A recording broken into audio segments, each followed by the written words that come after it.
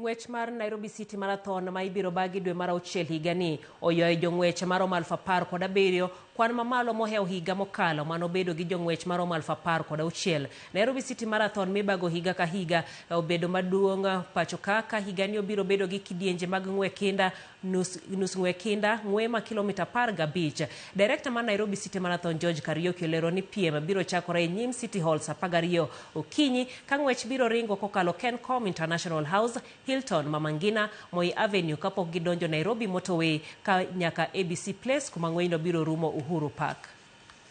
Marathons like London, New York, Boston, and Chicago, and the others.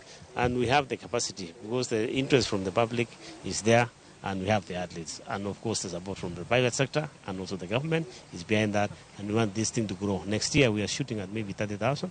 The only thing the problem could be facing is the narrow roads. But we want to see how we are going to start that to ensure that if we get the 30,000, then the roads will be ready to accommodate